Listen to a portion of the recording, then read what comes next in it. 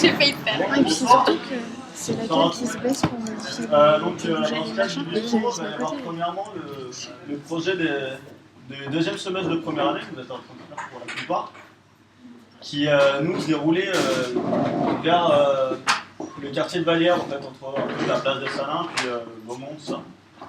Donc, le projet des 4 filles qui s'intitule Interaction, et qui s'implante sur cette place avec une partie d'espace public. Donc, je vais les laisser vous présenter.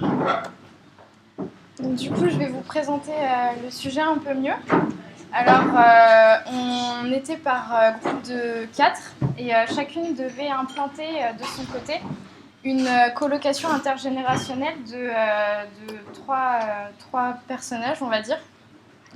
Donc, un retraité, un travailleur et un étudiant. On avait une surface au sol délimitée de 50 mètres carrés. Et du coup, on devait s'organiser chacune de notre côté ou ensemble. Et c'est là qu'on a commencé à se poser des questions, si on se mettait ensemble ou si on bossait chacune de notre côté. Voilà. Oui, donc alors en ce qui concerne le site précisément, donc c'est rue de Vallières, c'est adjacent au boulevard Jean Jaurès. Donc on s'est retrouvé dans un quartier plutôt de type résidentiel avec des typologies différentes et diversifiées qui se côtoyaient, donc notamment le logement traditionnel avec donc l'archétype de la maison et donc du toit à 2 pans, et aussi donc les logements plutôt collectifs avec le toit plat. Donc cette analyse, elle va être un peu un fil conducteur tout au long du projet. Et donc voilà, on s'est beaucoup appuyé sur la typologie du bâti aux alentours. Alors au niveau de l'implantation, on a vraiment décidé de s'aligner face à la rue que vous voyez là en fait. C'était un peu notre fil conducteur d'implanter le bâti face à cette rue-là. Et surtout de s'appuyer contre le bâtiment que vous voyez là, qui était un mur aveugle. En fait, l'idée c'était de construire le projet le plus en rapport avec le site et de créer aussi un espace végétal. Alors que vous allez... Ouais. Derrière le projet, en fait, il faisait la liaison entre le bâtiment existant qui était plus collectif dans le bout de la parcelle, on le voit davantage ici, et plus le quartier résidentiel, donc de créer à la fois un espace plus public à côté de notre colocation qui était déjà un espace semi-public du coup entre différents prestataires. Là, ouais. Et du coup, on peut voir sur la coupe qui est ici qu'on a différentes séquences. Oh mince, différentes séquences. Outil informatique. Différentes séquences et donc du coup qu'on a quand même pas mal travaillé sur l'archétype du bâti. Donc du coup avec donc la maison avec 2 pans qui représentaient plutôt nos colocations personnelles, donc nos 4 colocations. Donc on peut voir qu'il y a 4 bâtiments du coup qui se succèdent et après les bâtiments, enfin les liaisons entre les bâtiments qui étaient des toits plutôt plats. Qui représentait plutôt le collectif. Et donc du coup, je vais commencer par parler donc, de la liaison qu'avait mon projet, donc du coup qui est le premier, celui-là. Celui qui est en bout, qui jouait le bâtiment d'appel, le rôle de bâtiment d'appel avec celui de Sarah, donc du coup qui était juste à côté. Donc du coup mon bâtiment a été implanté vraiment sur le long de la route et était du coup même en porte-à-faux sur la route qui est la rue de Vallières. Et j'avais donc une forme qui était un peu compliquée à gérer et j'ai décidé en fait dès le début d'instaurer un principe d'espace souple et d'espace dur. Du coup c'était un concept où il y avait on va dire les espaces essentiels et les surfaces minimum étaient donc des espaces durs, donc c'était les espaces pour dormir, vraiment juste pour dormir, pour manger, pour se laver. Et qui étaient vraiment, leur surface était réduite au minimum et en fait à chaque fois ces espaces-là étaient associés avec un espace plus souple où donc du coup chaque utilisateur avait la liberté de l'aménager et donc du coup d'imaginer un agencement différent. Et donc en général j'avais donc au R+1 donc des espaces plus durs et plus restreints, donc du coup plus techniques, et au R+2 un espace plus souple. Et donc c'est au R+2 que se situait l'espace que je partageais donc du coup avec Sarah. Donc on avait une terrasse et un jardin un jardin d'hiver collectif, donc qui était un lieu de partage entre du coup nos 6 colocataires parce qu'on essayait de chercher un espace qui puisse être partagé par donc 2 personnes âgées, 2 travailleurs et 2 étudiants, donc c'est un peu compliqué sur ce point-là. Et donc on s'est dit qu'un lieu de rencontre qui pouvait être utilisé soit par l'une des colocations, soit par l'autre, et aussi un lieu dont les deux colocations n'étaient pas dépendantes. C'est-à-dire qu'en fait, sans cet espace, nos deux colocations marchent aussi. C'est pas un espace qui était existentiel aux deux colocations. Et donc du coup, cet espace-là se situait vraiment à la jonction de nos deux bâtiments, et on a essayé aussi de faire, comment dire, il y a une espèce de friction de nos deux concepts, ceux que Sarah va expliquer, et moi, donc du coup, mon concept d'avoir quelque chose de plus concis pour un espace dur et technique, et quelque chose de plus libre pour les espaces de chaque colocataire.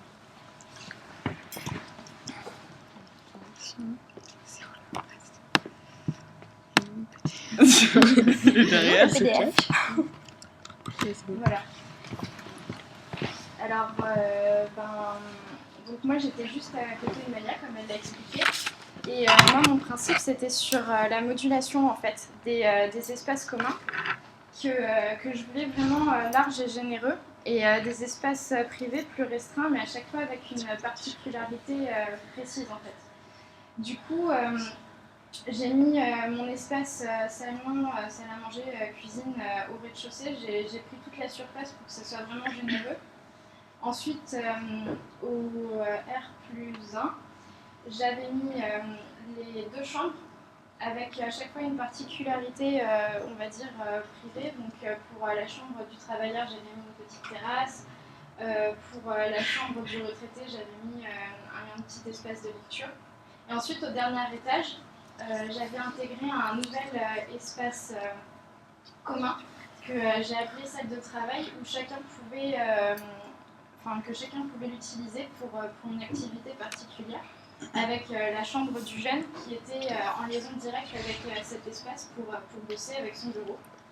Et du coup, cet espace de travail, cette salle de travail qui était commune, elle répondait directement au jardin d'hiver et à la terrasse qu'on avait en commun avec Maya, qui se trouve ici. Donc voilà, et j'étais juste à côté de Pauline, qui va vous présenter son projet. Alors d'abord, on va présenter l'espace commun qu'il y avait donc, entre Pauline et moi. Vous voyez sur la maquette, je suis le dernier bâtiment. Donc c'est le bâtiment à toit plat qui fait la liaison entre les deux archétypes de la maison. On avait décidé de vraiment pousser l'idée de l'archétype à fond et de travailler sur une idée de foyer en implantant en fait une cheminée au bout du bâtiment pour l'idée de rassembler, d'avoir vraiment l'idée d'échange et passer de 3 dans chaque colocation à 6.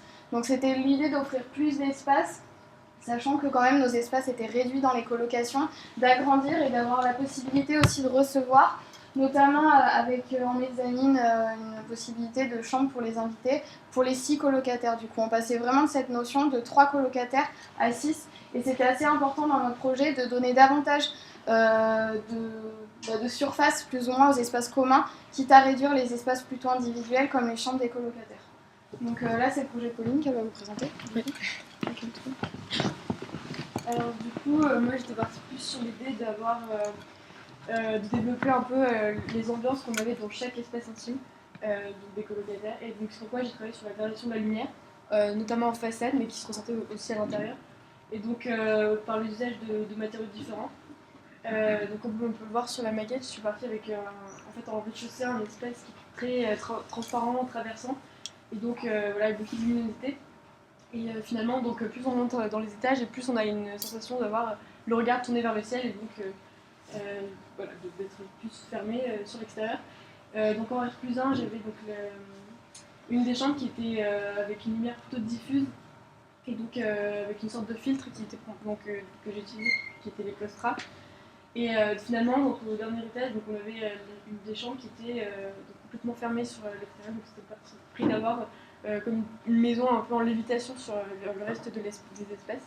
Et donc ça se traduisait notamment par la tôle grise, qui est un matériau assez foncé, et donc, qui faisait vraiment contraste avec le reste. Et donc beaucoup de lumière qui était plutôt digitale. Voilà les principaux aspects. Et donc comme je disais, j'ai quand même privilégié un petit peu les parties individuelles, justement parce qu'avec Charlotte on a beaucoup travaillé sur l'espace commun, et donc c'était intéressant pour moi de travailler sur les ambiances. Ouais. Alors du coup, moi je suis en bout de parcelle, donc la dernière des habitations. Donc moi j'avais décidé de travailler sur un noyau central que vous voyez par là-bas. L'idée c'était vraiment d'avoir un noyau actif où se regroupent tous les espaces techniques et les circulations pour dispatcher de chaque côté donc du coup des escaliers et des pièces d'eau. D'un côté les espaces intimes, donc les chambres des différents colocataires, et d'un autre côté des espaces communs. J'ai vraiment décuplé la fonction de l'espace commun avec notamment un espace boudoir qui donne directement accès sur l'espace collectif et aussi un espace de loisirs ou plutôt un bureau qui soit commun aux 4 colocataires, toujours dans l'idée de la rencontre. J'ai aussi travaillé sur la lumière, donc vous voyez plus en maquette, mais du coup sur des différents types de vitrages avec un degré différent d'opacité selon l'intimité, avec des montants aussi qui étaient plus ou moins larges pour les ouvertures, mais ça après c'est plus du détail de façade. Mais l'idée c'était vraiment voilà, d'avoir des espaces qui soient moindres. On nous l'a parfois reproché d'avoir des chambres de 9 mètres carrés, mais on a voulu vraiment donner cette générosité aux espaces communs et avoir des espaces communs qui soient assez généreux et qui fassent la force de notre projet. Alors après les façades.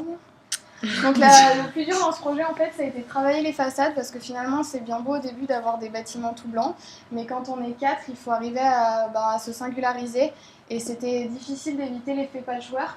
Donc on s'est déjà donné une trame pour les ouvertures qui seront toutes dans la verticalité. On a plutôt travaillé donc la longueur en essayant d'éviter d'avoir le catalogue Lapeyre au niveau de notre façade, c'était quand même plus intéressant. Et après au niveau des matériaux, on a essayé de se restreindre, mais c'est surtout qu'on a voulu donner la même matérialité donc, à l'espace commun, qui fait notre force dans le projet. On avait travaillé notamment Corten, mais voilà, c'était dans l'idée. Vous avez aussi là les maquettes subjectives, donc je ne sais pas si pour les R1 vous en avez fait. Nous, ça nous a beaucoup aidé au début du semestre et ça a guidé un petit peu nos idées.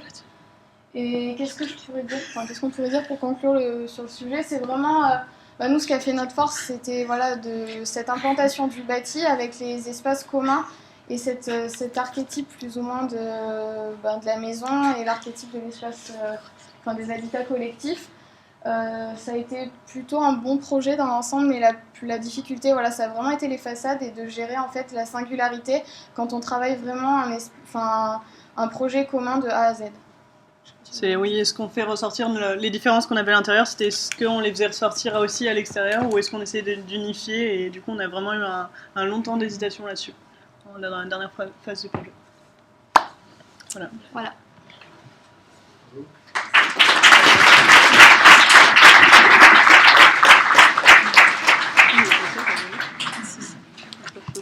Vous avez des questions? Des critiques. Surtout des critiques. Non. Moi j'ai une question. Ouais. Est-ce que cette volonté de traiter les espaces en commun à deux, c'était dans le sujet ou non, c'est plutôt une volonté qui était la vôtre? Ça a été notre volonté, c'était pas du tout dans le sujet et même au début on était parti trop loin à vouloir carrément avoir que des chambres dans nos projets et finalement mettre la cuisine en commun. On nous a un peu ralenti sur ce processus-là. Mais voilà, l'idée c'était vraiment, non, ça a été le plus de notre projet en fait. De pousser les espaces communs à fond et ça a été, c'est une volonté personnelle. Et c'était aussi l'idée d'avoir différentes échelles en fait de colocation. Du coup, il y avait déjà nos 3 colocataires entre eux, les 6 colocataires entre eux, et après cet espace public qui était déjà devant les habitations qui étaient partagées par du coup tous les colocataires et l'espace public qui était accessible à tout le quartier. Du coup, c'était vraiment l'idée d'avoir plusieurs seuils et plusieurs échelles de domesticité ou d'habitat quoi. Et l'espace public qui se réduisait au niveau de votre parcelle, vous étendiez ouais, alors je crois qu'on a. Je crois que la deuxième. J'en ai marre de ce truc. Là, oui. Et du coup. En fait, à la base, la parcelle c'était tout le site de Vallières, mais ils se sont rendus compte que c'était un peu compliqué au niveau des implantations, ils l'ont réduit. Mais après, nous, on avait eu l'idée de créer une cité artistique à cet endroit. Ouais, c'était l'idée de mettre des modules. Enfin, bon, on n'a pas trop eu le temps de le développer, ça, mais c'était l'idée de mettre des modules faits par les étudiants de l'école d'archi, en fait, les récupérer et les mettre dans le jardin qui était derrière. Et en fait, c'était un jardin qui devait relier ce qui était du quartier plus de la rue de Vallières au quartier qui est avec des habitats plutôt collectifs qui étaient un peu plus en hauteur. On n'a jamais vraiment eu le temps de développer cette option parce que bon voilà, il aurait fallu plus de temps. C'est un peu intensif, ouais. Ouais, puis même les profs, ils voulaient vraiment qu'on travaille plus sur la coloc que l'espace public en fait. On l'avait quand même envisagé dans notre implantation parce que du coup cette continuité de la rue perpendiculaire à la rue de Vallière, c'était vraiment cette ouverture sur l'espace public, donc on était obligé de le prendre en compte forcément dans notre démarche.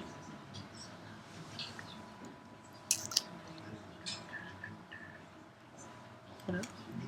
On passe la main. Moi j'avais une petite question sur le processus de conception. Oui. Du coup, vous avez pu gérer la notoriété de chaque logement. Et est-ce que vous avez fixé des règles à la base, par exemple tel mur devait être aveugle, ou alors au fur et à mesure de l'avancement du projet, l'évolution d'un projet individuel a fait évoluer le projet qui était à côté. Comment c'est possible? Comment ça s'est passé? On a d'abord mis nos bâtiments côte à côte, enfin tous mitoyens, et dans ce sens-là, en fait, je veux dire, avec un mur, un mur du coup qui pouvait pas recevoir de lumière entre chaque, sauf celui de Charlotte et le mien du coup au début et à la fin. Et après, on est intervenu avec nos espaces collectifs, et du coup les règles, c'était plus. Non, en fait, on s'est pas trop mis de règles au début sur même la façade qui restait sur le passage. En fait, au début, on était plutôt ouvert, et c'est plutôt la dernière phase du rendu où on s'est dit on va peut-être un peu soit cadrer sur la matière, soit sur les ouvertures, soit sur la taille des ouvertures. Ouais, voilà, un peu un écrémage parce que, c'était, ouais, comme l'a dit, Charlotte, c'était un peu le catalogue là en Merlin au début, donc du coup, on s'est un peu calmé. Il y avait toujours un débat en fait où on se mettait, on parlait à deux, on se disait, toi t'es à côté de moi, comment ça va se passer, on se parlait, mais c'était pas des règles fixées dès le départ, c'était toujours dans le débat entre nous en fait. Et il a fallu toujours communiquer, mettre en confrontation nos idées, essayer de se plier un petit peu aux envies des unes et des autres. Après, c'est vrai que moi et Maya, on a été favorisés au niveau des apports de lumière, mais du coup, c'est devenu un principe pour le projet de Pauline et Sarah. Donc, on a essayé de faire au mieux pour que personne ne soit défavorisé au niveau de l'implantation, quoi. Ce qui explique aussi le décalage des filles par rapport au mur, le mur aveugle qui est derrière, et du coup qui est censé apporter de la lumière à l'intérieur du bâtiment. Vous le voyez en maquette aussi. C'est petit, mais C'est un gadget. C'est un gadget, ça marche un peu. Ça marche pas. Si, ça marche.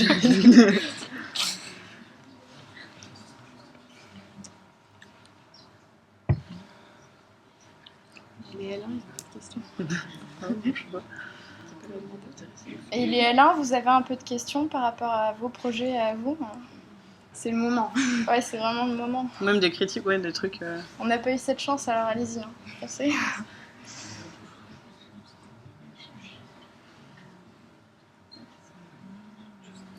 Bon. Mais surtout, vous avez un site qui est beaucoup plus petit que le nôtre cette année. Ouais. Donc, il y a ça aussi, il y a le fait de l'implantation. Déjà qu'on n'est que 50 mètres carrés autorisés au sol, ça a aussi beaucoup conditionné en fait nos bâtiments. Tous déjà dans la promo, à peu près pour la proportion, on avait à peu près tous des bâtiments R+2, voire R+3. Et après, au niveau de l'agencement et tout ça, c'est vrai que le fait qu'on soit déjà réduit dans la parcelle plus, avoir une surface réduite au sol, ça a un peu conditionné nos projets. Et suite à l'intervention de oui. J'ai pas très bien compris s'il y avait aussi la possibilité pour d'autres étudiants de travailler tout seuls. Oui, en fait on est les seuls à s'être autant adossés, je pense. Oui, on était vraiment collés. Ouais. Après les autres avaient plutôt, c'est dommage qu'il n'y ait pas eu d'autres présentations, mais avaient plutôt des projets qui étaient éparpillés et avaient plutôt travaillé le lien commun qu'il y avait au niveau du sol entre les différents projets. C'était pas des liens, d'aménagement intérieur, mais plus d'aménagement d'espace commun, extérieur.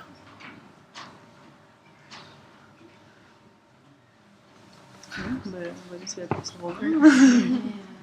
à Après, du coup, pour avoir fait le projet aussi, quand on n'était pas comme ça collés, mitoyens, du coup, il y avait un aménagement extérieur à faire, mais plutôt compliqué, comme on était vraiment dans une parcelle petite. C'était plus de l'ordre du passage, et du coup, les abords de ce passage étaient en général un peu complexes à travailler, mais aussi intéressants, selon comment c'était géré.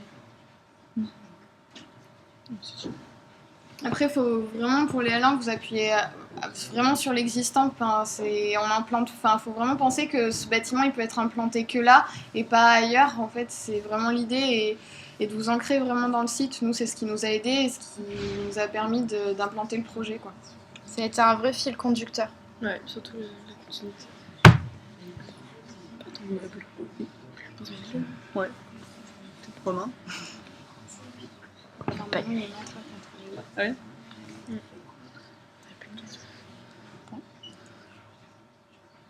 T'as d'autres questions? Bon, et ben bye bye.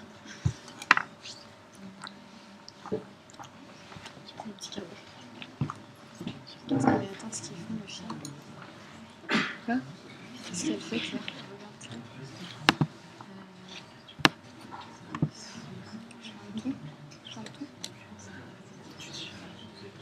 Romain?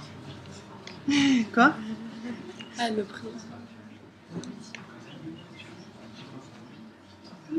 Deux? Ah, il y a une entracte, je sais pas, les filles, je sais pas comment vous gérez ça.